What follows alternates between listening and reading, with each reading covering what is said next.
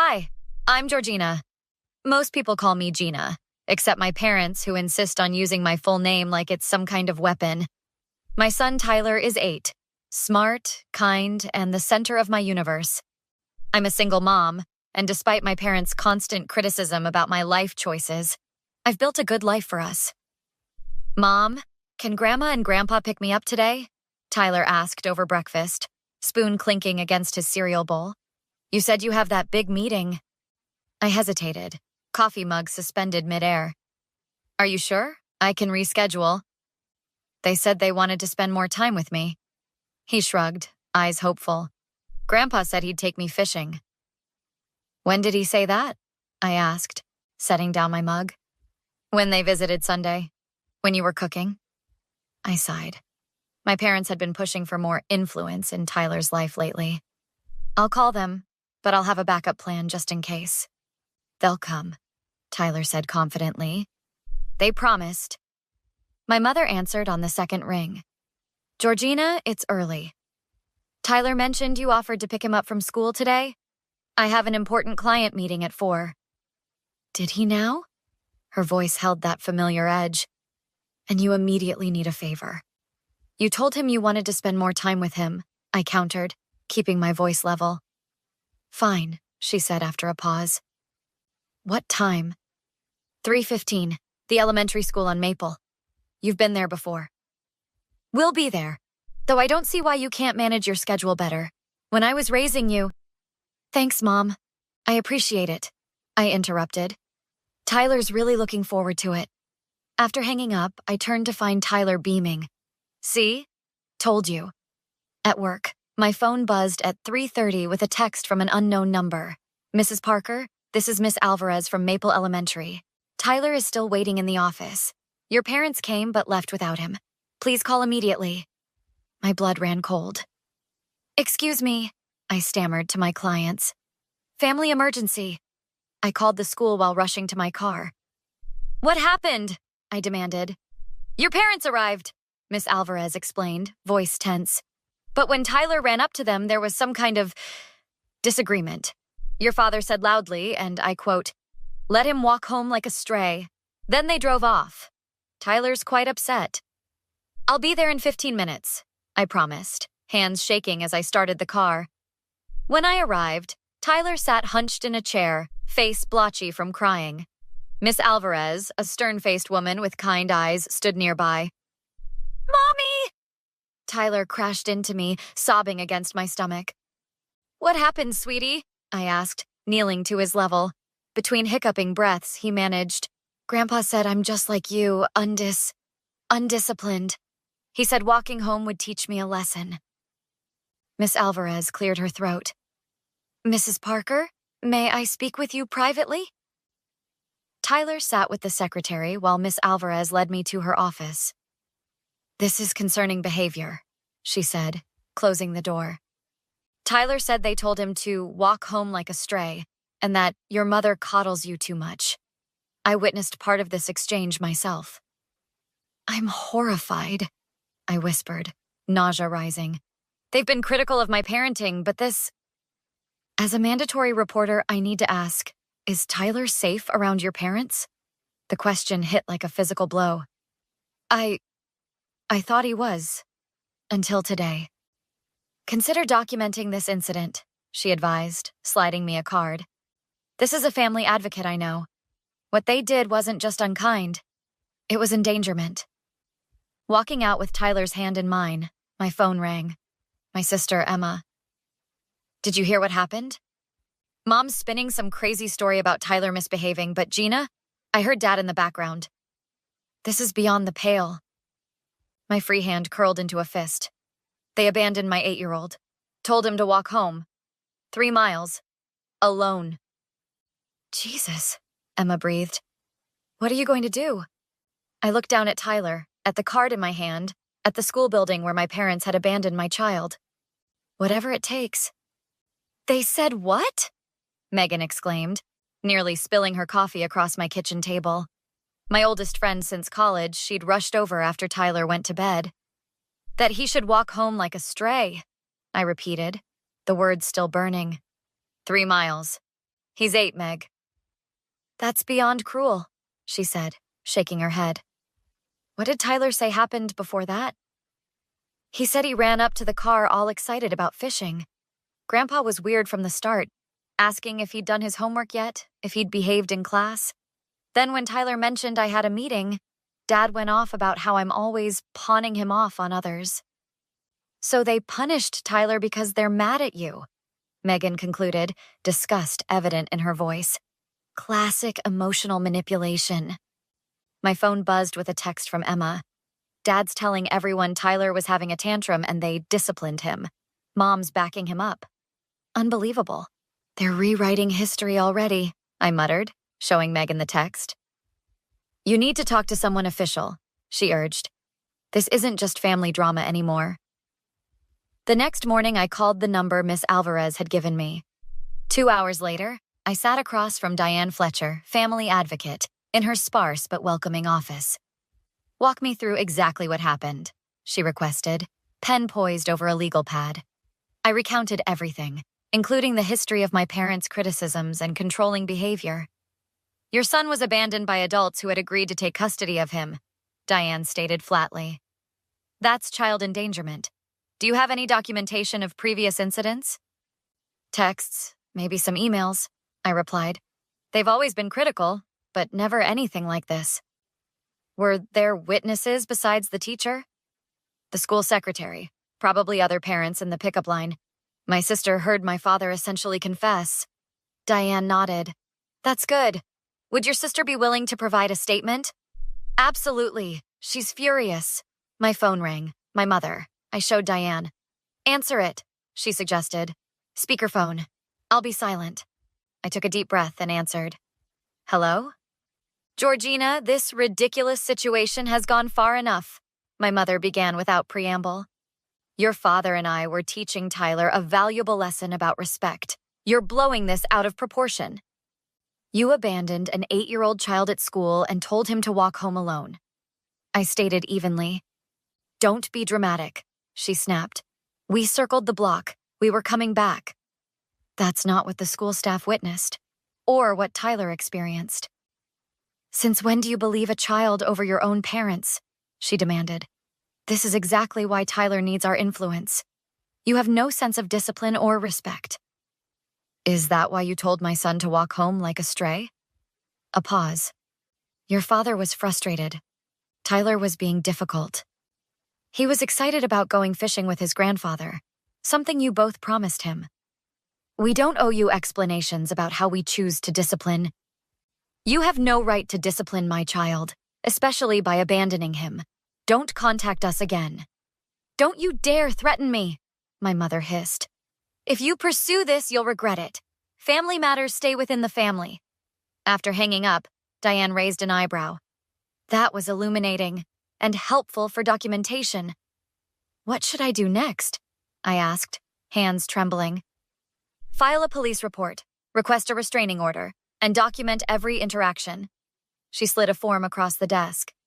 Let's start with an official statement. Then we're going to talk to someone I know at Child Protective Services. Emma called as I was leaving.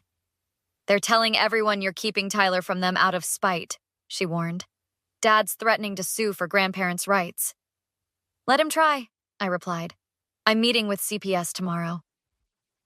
3 days later, I stood in my parents' driveway, Emma beside me for moral support. We'd agreed to meet here rather than at my home. Neutral ground was out of the question with my parents. You don't have to do this, Emma said, squeezing my arm. The restraining order is processing. The police report is filed. I need to say it to their faces, I replied. For Tyler, for me. The door swung open before we knocked. My father filled the door frame, face thunderous. So you've decided to be reasonable, he announced, stepping back to let us in. The living room looked exactly as it always had. Immaculate, unwelcoming, like a museum where children weren't allowed to touch anything. My mother perched on the edge of the sofa, face a careful mask. Georgina. Emma. She nodded stiffly. I assume you're here to apologize for this overreaction? Overreaction? I repeated, remaining standing when they sat. You abandoned my child at school. We were teaching him a lesson about respect, my father stated flatly. Something you've clearly failed to do. By telling an 8-year-old to walk home like a stray, Emma interjected, voice sharp. What kind of lesson is that exactly? Stay out of this, Emma, my mother warned. This is between us and Georgina. No, I corrected. This is about Tyler, my son, who you endangered. My father scoffed. Endangered? Don't be melodramatic. The boy needs discipline. Not from you, not ever again. My mother's expression shifted to one I recognized, the look that preceded getting her way. Georgina, darling, we may have overreacted slightly. Your father was having a difficult day with his blood pressure medication. Don't, I interrupted. Don't make excuses. We're your parents, my father thundered, standing now. We have rights. Not to my child, you don't. We've already spoken to a lawyer, my mother said smoothly.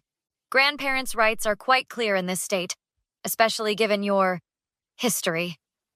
My history as a successful single mother with a spotless record? I challenged.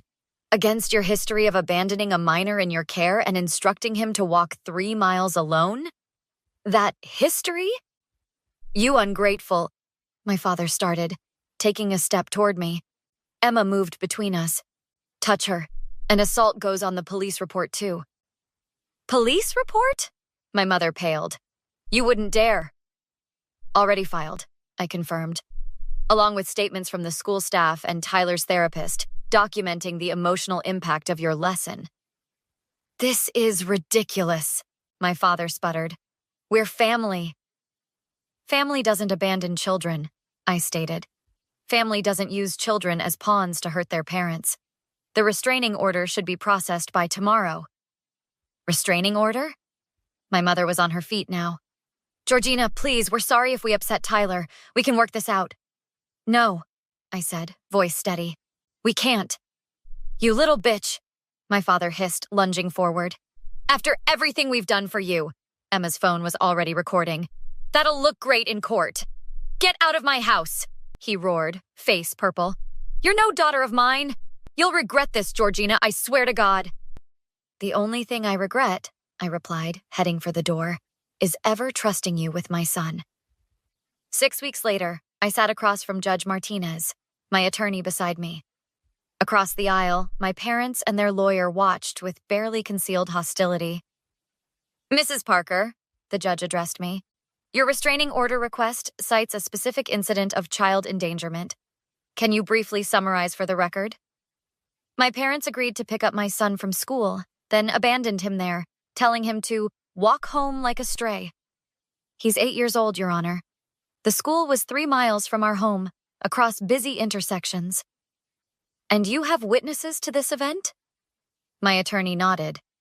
The school administrator's statement is included in the file, along with the statement from the child's therapist documenting emotional distress. We've reviewed those, the judge confirmed, turning to my parents.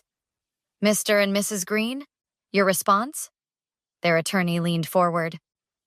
Your Honor, my clients admit poor judgment in the heat of the moment, but contest the characterization of events. They merely drove around the block as a disciplinary measure. That contradicts the statements from multiple witnesses, Judge Martinez noted, including your own words to the child, which were overheard by school staff. 2 hours of testimony later, Judge Martinez rendered her decision. The restraining order would stand for 1 year, with supervised visitation possible only after family counseling. Outside the courthouse, Tyler waited with Megan on a bench, playing a handheld game. His face lit up when he saw me. Did we win? He asked immediately. Yes, sweetie. The judge agreed that what Grandma and Grandpa did wasn't okay. Will I ever see them again? His voice was smaller now, conflicted. That's up to you when you're ready, but only with another adult present. He nodded solemnly. Miss Diane says it's okay to miss someone but still be mad at them. Miss Diane is very smart. That evening, Emma came over with pizza. After Tyler went to bed, we sat on the porch swing. They're telling everyone you've poisoned Tyler against them, she reported, swirling her wine glass. Cousin Jen called me ranting about family loyalty. Let them talk, I shrugged. The court saw the evidence. Dad tried to corner me today, she continued. Wanted me to talk sense into you. When I refused, he threatened to cut me out of the will too. I laughed without humor. Emotional blackmail, their favorite tool. What happens now? Emma asked. We heal. Tyler continues therapy. I document everything in case they violate the order. My phone chimed with a text from my mother. This isn't over. Families forgive. You're making a terrible mistake. I showed Emma, who rolled her eyes. Classic mom, always gets the last word. Not this time, I said, deleting the message without responding. 2 days later, a large envelope arrived from my parents' attorney. Inside was a formal letter requesting mediation, along with a handwritten note from my mother. Georgina, please reconsider. We're devastated. We made one mistake. I called Diane immediately. Keep the letter, she advised. Don't respond. If they continue contacting you, it's a violation of the order. That weekend, Tyler and I planted a garden in our backyard, something my parents had always dismissed as messy and pointless. As we patted soil around a young apple tree, Tyler looked up at me. Mom, are you sad about Grandma and Grandpa? I considered this carefully. I'm sad about what happened. I'm sad they couldn't be the grandparents you deserve. But I'm not sad about keeping you safe.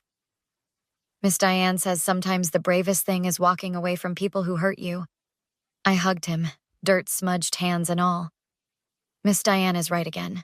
Will they ever say sorry? Like, really mean it? I don't know, buddy. Some people can't admit when they're wrong. He nodded thoughtfully. Then I guess we just keep growing our tree. Exactly. We keep growing. Later that night, I stared at the final text my mother had sent before I blocked their numbers. You'll regret pushing us away. Everyone needs family. I typed a response I would never send. We are a family, just not the kind you understand. Instead, I deleted the message thread completely and looked at the photo I'd taken today. Tyler grinning beside our new apple tree, future firmly planted in soil of our own choosing. Have you ever had to walk away from toxic family members for your own well-being? What boundaries did you set, and how did you maintain them? Share your experiences in the comments below.